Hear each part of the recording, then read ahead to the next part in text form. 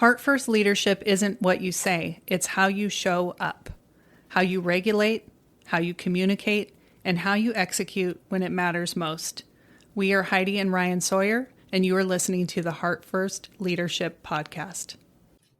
Welcome to the Integrated Mindset Podcast. I am Ryan Sawyer, co-host, alongside with my wife, Heidi Sawyer. Like I say every week, there she is, the one and the only in the flesh. We are going to continue. Here we are. We're going to continue our 15 Commitments of Conscious Leadership. Let's get a look at the book there, Heidi. Oh, that way. That girl. Yep, there you go. So we're going to talk about living above the line, and we're on commitment number 7, generating appreciation. And we all know, we probably have heard, if you're listening to this podcast or checking in, you've probably have heard the power of gratitude, right? And everybody knows, like, I am grateful for, but it really goes much deeper, and understanding appreciation and all the different components of how this can play out in one's life and how we live beneath the line. And this is one that's really sneaky of how we are kind of avoiding or denying or resisting it. Like, oh no, so this will be an interesting conversation. There's not a lot there. It's quite simple. And usually the more simplistic things are, it's not necessarily as easy. I think that's kind of a trap when it's really simple. Yeah. Because then you do kind of think, oh, it's easy. I just need to appreciate myself. I need to appreciate other people. Oh, I should be grateful. Yeah, I should be. And whenever we're doing things from a place of should, that's not a sincere approach. So I'm going to start by just reading the commitment. The above the line commitment is, I commit to living in appreciation. So not just showing appreciation, living in appreciation, fully opening to both receiving and giving appreciation. So I'm going to read the below the line statement as well. I commit to feeling entitled to quote unquote what's mine, resenting when it's not acknowledged in the way I want. So what does living in appreciation look like to you? Yeah, it's funny. I was writing that down. Well, when I hear this word receiving, right? I think of the law of allowance. I think of this idea of being completely open. And Dr. Joe Dispenza talks about gratitude is the ultimate state of receivership. If you really stop and think about this concept of being in a place of saying thank you. I actually have on my whiteboard written, thank you, thank you, thank you, and 3 times to remind myself to be in this sense of appreciation for life. And you can look at it from however you want, but I think receivership, gratitude, appreciation comes always back to ourselves of a sense of worthiness. I am deserving, worthy of this life of abundance, of joy, of connection, of love. I am worthy of love. I am lovable, and I am worthy of love. Now, like everything, there's a fine line between saying like, thank you, and I'm worthy of it, and I'll take that compliment, and entitlement. Yeah. Right. Like, man, it's this concept that I've actually been kind of working on of how I introduce this idea of walking the line in life. Not recognizing how there is this kind of fine line between intention and surrender. Being too intentional, being hyper intentional can keep you from the experiences you want to have. Right. Being in this place of receivership, of feeling worthy, of being grateful, being open, that's above the line. But the moment you come to a place of feeling like you're entitled or you deserve, like you're deserving, but I did this, so I should get that. Yeah. That goes away from, law. I think that life gives us a lot of opportunities to notice when we're slipping into this. And I'm going to give you an example from my own life that happened recently. I'm a generally pretty healthy person and I should feel good all the time, right? So is it possible that that belief can lead me to feel a little bit entitled to feeling good? I'm going to tell you, last week, right after we did this podcast recording, literally, I mean, we hit stop on the recording, went for a quick walk with the dog, came back and was totally hit with the stomach bug. And maybe the sickest I've ever seen you. Yeah, it completely knocked me down. And man, did I appreciate what it felt like to feel good when I was feeling bad. And I think that that's a good example because we can just take things for granted and not appreciate them until they're gone. And I love that saying, you know, a healthy person has a million wishes and a sick person has one. And that was kind of my experience, was looking back on that. And I think whenever we have any type of experience, is an opportunity for us to take that point of inspection and to pull back and kind of observe what's going on internally for us, mentally and emotionally. And for me, it was like this sort of check and balance of, am I a little bit entitled to thinking that I should feel healthy and great all the time? Because that's not always the case. And can I be okay with just accepting where I'm at and appreciating that I don't have to have that experience all the time? So sometimes it's learning to appreciate the things that seem not so great at the time that they're happening, because they're there to show you how to have a greater appreciation for what it means to be on the opposite side of that, to see that contrast. So that's my example. You know, that was the sickest I've seen you in a long time. And I know that feeling, right? Where you're not feeling well. You're like, all I want to do is feel good again. Yeah. So living in appreciation for me is there's a vibration behind it, right? It's very open. Mm-hmm. And there's like, you know, when something comes to fruition that you really have been like desiring or wanting to experience or praying for, you know, visualizing, whatever it is your practice is. Mm-hmm. And there's this moment of like, it's that sigh, you know, where you're like, oh, it's here. Thank you. Thank you. Thank mm-hmm. you. Like, that is living in appreciation. And, you know, what if you got up every morning and actually took that first breath and recognized the incredible miracle it is to even breathing. If you looked at all the science of how it is even possible that these systems that breathe oxygen and have this life force that comes into our body, it's a miracle. Millions of processes are happening inside the body at one time. And just to have oxygen be something that's available is a miracle. And so living in that appreciation. So my question is always, if we're talking about the practice or the experience of appreciation or anything that we're talking about in life, I'm always curious about what keeps me from it. Mm-hmm. Yeah. What is dropping you below the line? What's covering you up from, or not even just dropping you below the line, that's what's keeping you living beneath the line, because most of us are unconsciously. Sure. And so what's keeping us from removing the clutter? What could we do to like unmask the veil, to transcend, to let go, to then naturally come into a place of appreciation? Because this is, you know, how I love that conversation, right? Like, if I remove the blockages, the things that are in the way from living an a life of appreciation. Yeah.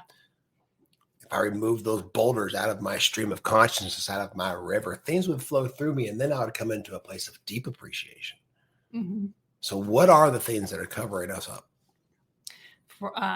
For myself, because I can tell you about my own personal experience better than anybody, it's the shoulds.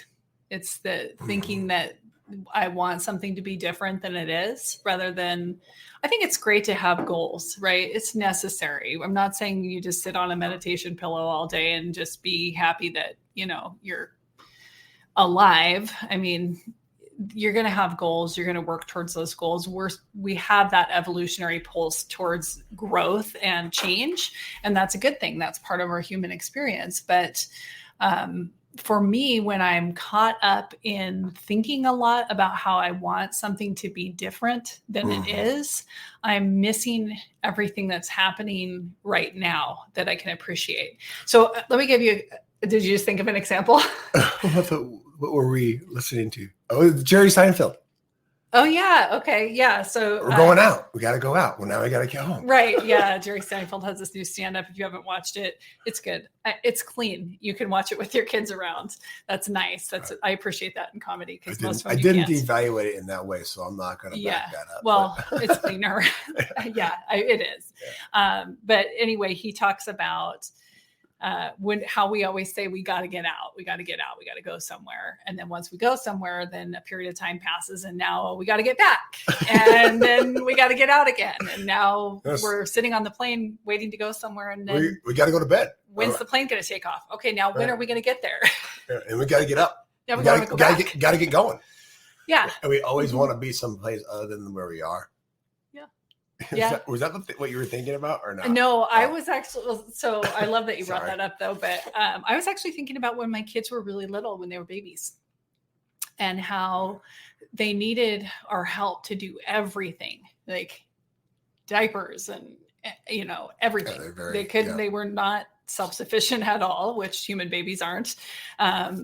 But just in that time frame, I remember periods of time where I thought, I just can't wait till they can, tie their shoes or do this or do that. And when we start, and now you're like, man, I wish I could go back and right. Yeah, now it's like, oh man, that was such a precious time, and I feel that we enjoyed a lot of it, but I think you can't help but miss out on how you could truly be living in appreciation in the moment if you weren't thinking about what should be happening next and getting distracted. So I talk about this in my book a little bit, how what keeps us from experiencing the life that we desire, what keeps us from connection, what keeps us from our natural ability to be in a place of wonder and to use our imagination to dream and to conceive a different version of ourselves or to create something new or different is preferences. Mm-hmm.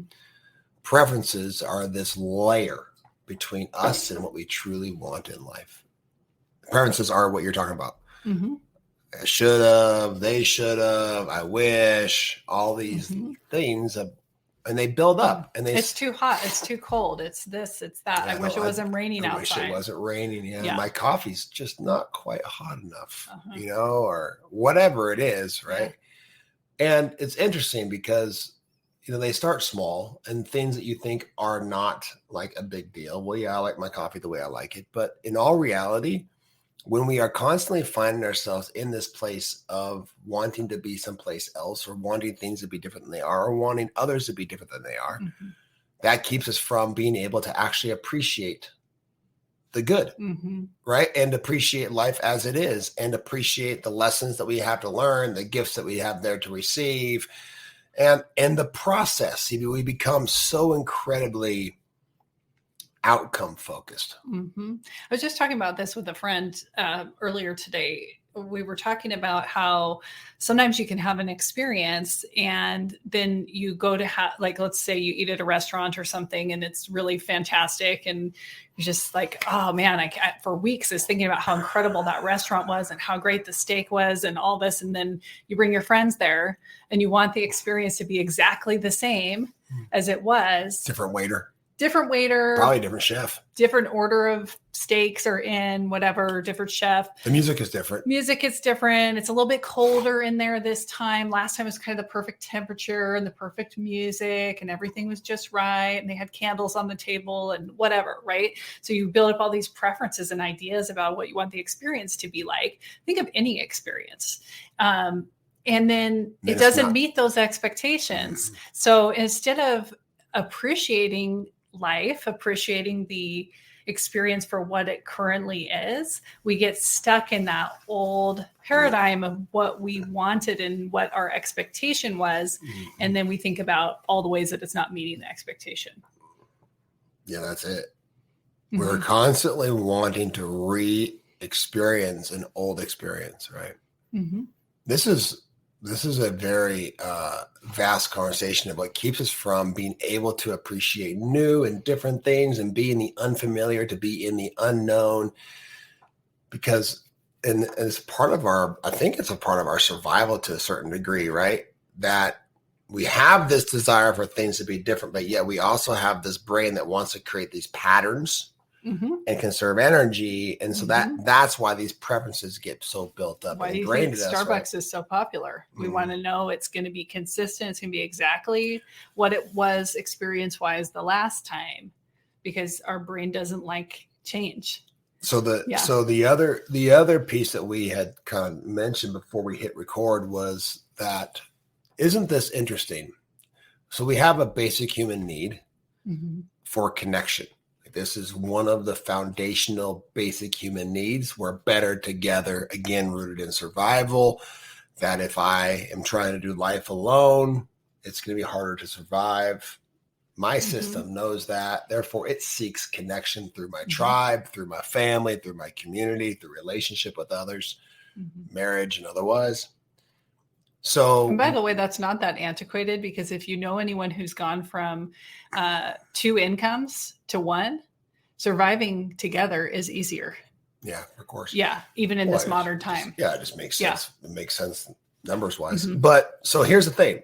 Part of connection is approval, is acknowledgement, right?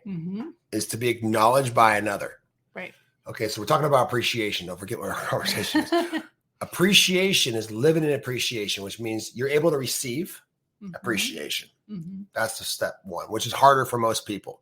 Isn't that interesting, right? That's, again, maybe a sense of worthiness that is being challenged. So if you have a hard time, someone gives you a compliment, right? And you have a hard time staying open and receiving that, like, it's hitting some sort of unworthiness potentially, or not feeling lovable or good enough. Or a fear of not being humble or something like that, right? Something, right? Some belief, right? So acknowledgement is this basic human need, and or to acknowledge others. But yet when when you give me a compliment, I then deflect it and go, oh, that's not that big a deal. Or, oh, what did I do? Like, it's whatever, right? Yeah. And so isn't that interesting that here this is this basic human need that we all are striving to meet, right? We're working really, really hard. It's like being hungry and someone tries to hand you a sandwich and you're like, yeah, actually, I'm okay. Actually, I'm starving, but no, I'm not. Someone over there could use it. Yeah. So we go like crazy to meet these human needs, you guys. A physical well-being, making sure we have food, water, shelter, warmth, touch, shelter, money in the bank. We go like crazy for approval and acknowledgement from others, to have a sense of authenticity and integrity in our lives, to create meaning or contribution or significance. Like, these are our driving factors. This is what gets you out of bed, whether you know it or not. But then the moment comes where you're being acknowledged, right? Someone is showing you appreciation. You did a good job at work, and someone's like, and you're like, I'm not good at that. Well, okay. So that's an inspection point. And the inspection point for us is a 2-part conversation. First part is challenging our worthiness, challenging our sense of being lovable or good enough. But the other part of that is allowing, again, coming back to this idea or concept of a law of allowance, allowing what we call our golden shadow, the unique gifts that are innate to us, right? That are unique to us to shine. Because we don't necessarily, Marianne Williamson's quote. She says our deepest fear isn't that we're inadequate. It is that we're capable beyond measure. I might have messed up that quote, but it's something along those. Capable, but powerful beyond measure, right? Like, it's our light that we fear, not our darkness. Yeah, exactly. Yeah. So isn't that interesting? Like, there's always this interplay happening between the light and the dark, between, above and below the line. In this conversation is one of being able to receive, to be open to receive, to say thank you. When someone gives you a compliment or pays, here's a really great experience. I never would allow anybody ever to pick up a tab. Yeah. There's always that fight that happens. Oh, no. Let me get it. I now have made it a practice, just in case you're listening. If you want to go out to lunch, You want to buy me a cup of coffee? I'm usually the first to offer. I'm going to offer to Yeah. buy the cup of coffee. I think there's a Seinfeld episode about that too. Like the But whole like if you're like, I'm going to pick it up, I'm going to be like, oh, cool, thanks. Yeah. Right? Yeah, that's a practice in receiving. Practice in receiving. And to recognize, again, when someone says, wow, I'm really grateful for you. You're really good at X, Y, and Z, and really being really specific to what it is that they're grateful for, for you to practice that receivership and to recognize that if you struggle with that, that's not, there might be this interplay where you are living in a bit of fear of your light being seen or shining, because now I'm going to have to continue to shine it. Yeah. You have to also think about what type of narratives a lot of us have grown up with. Being humble, you don't want to brag, you don't want to appear to be, vain or arrogant or any of these things. So sometimes we can get things mixed up a little bit with some messaging that maybe we heard earlier in life or that we picked up along the way. Even observations that are indirect about somebody else, right? Oh, that person thinks that they're so great. They're always bragging about things or whatever. And we can internalize those and we can make them mean that it's not okay to receive appreciation and to just leave it at that. So we do things like we deflect, we say, well, actually, that wasn't me, that was my team, and they're so amazing. Or we minimize, that really wasn't that big of a deal. That's something I do all the time. It's easy for me. Or we'll try to reciprocate right away. So someone compliments you or shows appreciation, you might be immediately like, oh, you know what? You're so great for telling me that. And you know what I really like about you. And so rather than actually allowing yourself to receive the appreciation, you're just kind of pushing it back out onto the other person. Those are all signs that receiving appreciation is tough for you and good inspection points. One of the basic concepts I think that is beneficial, and we're not sitting here really going through the book in any sort of form here, but we're having a conversation appreciation. What I'm doing with clients, especially early on, is we do a practice called glimpses of goodness. Glimpses of goodness is something I pulled from some mental health program. I can't remember where I got it from, but this idea of understanding our attention and how it can be trained, our attention or our beam of awareness, like what we're focusing on and what we focus on, we find, right? So if we are living a life where we are not fully appreciating, because again, this is a lot of times it's easy to talk about conscious leadership and relationship with others and giving and receiving appreciation, but really it comes down to you being someone who is living in appreciation for your own life. For your own self, for your own experiences, receiving your own gifts and lessons, right? And so we can train our attention. We can train our beam of awareness to actually focus on the gifts, to ask ourselves powerful questions. Like we talked about earlier, one of the commitments is, how is this for me? But simply starting with glimpses of goodness. And the goal is to begin to just record 3 glimpses of goodness each day. As something as simple as somebody opened a door for you, right? Yeah. Like, oh, today somebody opened the door for me. Oh, the sun peaked out today. It's February, and something else, right? Like, hey, we had chili last night for the first time in a long time. That was really yummy. Yeah. So that couple of glimpses of goodness gives you this awareness of all the goodness that's always around you, and allows for you to kind of begin to live out a life of appreciation. You start to appreciate the small things, and you start to remove the layers of preferences, and you're training your attention or your beam of awareness to actually focus on these glimpses of goodness. And you begin to link them together and have moments and more moments and more moments where you're living in appreciation. Yeah. So now you're living above the line. Because we talk about the noticing game as a mindfulness skill, right? Mindfulness in the sense of being able to be aware that we're aware, to notice, to go from this humanness of always wanting something to be different and seeking, and there being not enough, right? To noticing, allowing, and liking things as they are puts our nervous system in a completely different place. I think you could do a whole class on noticing, liking, and accepting. What was the last one? Noticing, liking, and accepting, right? Yeah, accepting. Yeah. Allowance. Okay. Yeah. Just on can you notice, like, and accept your human body? Right. For whatever it looks like right now, like, a lot of us are aging and things are changing. And can you notice, like, and accept it right now and appreciate it? I mean, what a powerful thing that would be. And the more things that you can kind of stack up as glimpses of goodness in your life, as things that you appreciate, the more you can, like Ryan said, layer that up. So when I was not feeling well, I couldn't keep any water down. And then there was a point where I was able to sip water, and I was so appreciative of the clean water that we have to drink. So if you can appreciate, you don't have to be sick first, but you can appreciate clean water, you can appreciate sunlight, you can then layer those two things together. You can appreciate a breeze, you can appreciate your breathing and notice that. You can appreciate the feeling of your feet on the ground. Like you can There's always something. You can begin to kind of like layer that and practice that feeling of being in appreciation. And I think the more we practice appreciating ourselves and our surroundings and other people in our life, the easier it becomes for us to receive appreciation from others, because it is a vibrational match.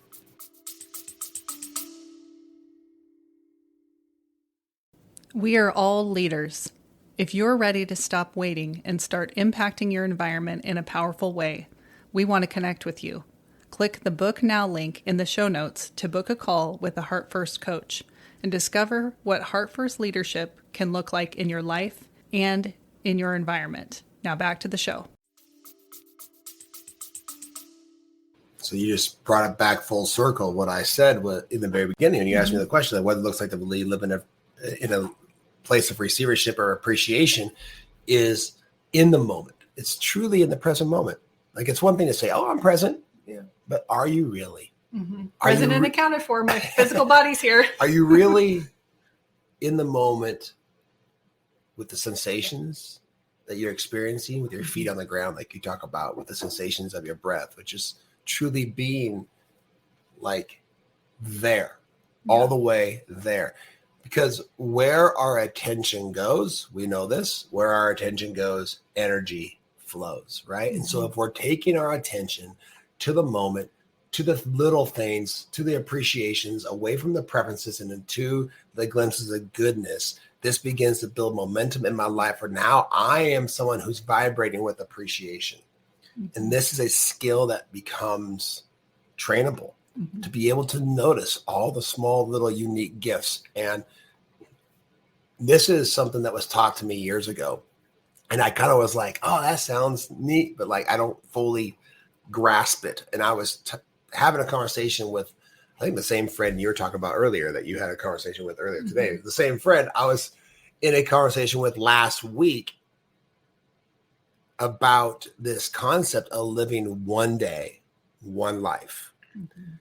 Mark Divine talked about this, and I thought, he goes, there's eventually we do enough of this work of being present, of being aware, of being mindful, of training our minds to positive outcomes, of being able to build and cultivate a sense of appreciation. Like, legitimately, each day feels like a lifetime. And I remember thinking, like, that's really cool. That's kind of something to aspire to, but I didn't really have a visceral experience of that. I can tell you now that there's days that go by where I feel like, oh my goodness, not only in the range of emotions, just the appreciation, just the connection, where, especially in the last few weeks, and I don't know what's happening in our lives to make me become more aware of this, but I truly believe that this is what I'm experiencing to a certain degree, is like this level of appreciation where a lifetime of learning, a lifetime of experiences is happening every single day, right? And just being so open and grateful for it. Like, that's why I wrote thank you on my whiteboard. Yeah. So I sit down, I look at it, and I'm just like, thank you. Whatever is showing up, it's for me. And I'm in a place of receivership to receive it. I'm worthy of it, but not entitled to it. Yeah. Willing to get up the next worthy of day. it, but not entitled to it. Yeah. So that's interesting. So practice that, practice noticing when you have a preference for something to be different and shift that to, which is what in neuroscience they'd call it a wanting and a seeking circuit. So you're wanting something to be different. So you seek how to change it, like the Jerry Seinfeld example of, we got to go out. We got to get out. We got to get up. We got to get going. You got to get something to eat. We better get going over here, right? This never wanting to be where you are. That's science. That's neuroscience, and there's an evolutionary component to that. Great it's not all comedians bad. pick up on the human experience and they highlight it in a way that is making it abundantly clear to us something that we already innately know about ourselves as human beings. Right. So we notice a preference. And then to shift and say, what's a glimpse of goodness right now? What's one glimpse of goodness? And just notice it and be able to rest with that and to then draw in the fact that oh, wow, it's raining outside and I'm sitting here on this couch and the fireplace is on and I love how this blanket feels. And I then notice and I begin to shift my circuitry of my brain from wanting and seeking constantly to noticing and liking. And I want to encourage you too. If you have everybody has somebody in their life, a friend, a child, a partner. What can you notice and like about a person in your life? I think we go a lot of days. I know I've gone a lot of days busy, especially when the kids were little, where I don't know how much I actually even looked at you as my partner, looked into your eyes, noticed things about you that I like and appreciate and love.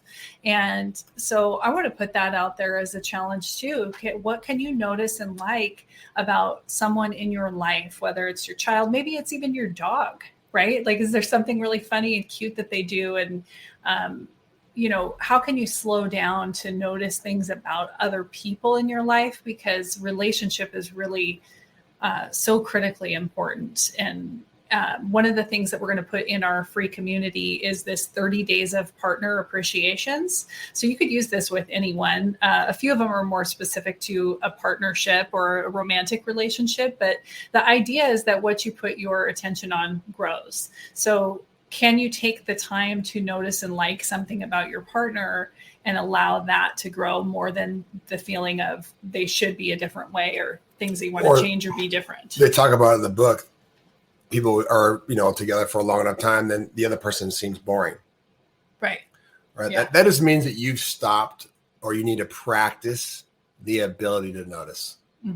Notice what's new and different and unique about the individual, and you'll no longer be looking through this lens where somebody looks boring to you. They'll now look interesting and different because we're always constantly morphing and changing and transforming. So that's just in the awareness again of kind of how our systems work in a way, and we can wire ourselves to begin to see what we appreciate in the other person, to notice the glimpses of goodness, to then be able to allow for the moment to be there as it is without these layers of preference, and to really truly experience it fully with enough time, with enough authentic practice.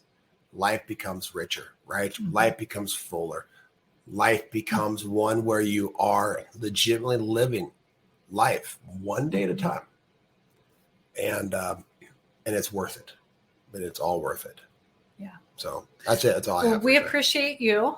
I hope you can receive that. I appreciate you. I appreciate you. I appreciate you too. And hopefully you will hop into our free community, do this 30 days of partner appreciation, and let us know something that you appreciate in your life. We'd love to hear from you. Just want to give a quick little plug. We are starting a men's group for our 10-week integrated mindset course. There's a couple spots left in that men's group, and Heidi is going to be starting her first integrated mindset course, and she's going to try to put a group of women together. There's already a few people who are interested. So if you're interested in really going much, much deeper and you want to go beneath the surface, and you really want to understand this integrated mindset philosophy and practices to be able to completely radically transform your life, and pay attention to some of the reviews we're getting, hop on, take a look at it. We have all the content there is, sales pages and everything else for you to look at, but just reach out and ask some questions, figure out how it can be for you at this stage in your life. And here's the thing I know we get a lot of, and I would urge you to take a look at it, is that someone goes, well, now is not the right time. I'm busy. It's this, it's that. And I'm sitting here telling you that means it's exactly the right time, because you feel like you don't have the time. Yeah. It's time to declutter, time to go beneath the surface. It's time to get out of the surface chop of the ocean and learn how to work with your mind, to make your mind this workshop, to create the life that you really, truly desire and deserve. You're worthy of it, and you should appreciate yourself enough to do that. So that's right. Yes. Awesome. That's it. Awesome. Thank you. Have a wonderful rest of your day. Yeah. We'll talk soon. Thank you for listening. Remember, leaders go first, alignment matters, and the environment that you create is the legacy you'll leave. We'll see you on the next episode.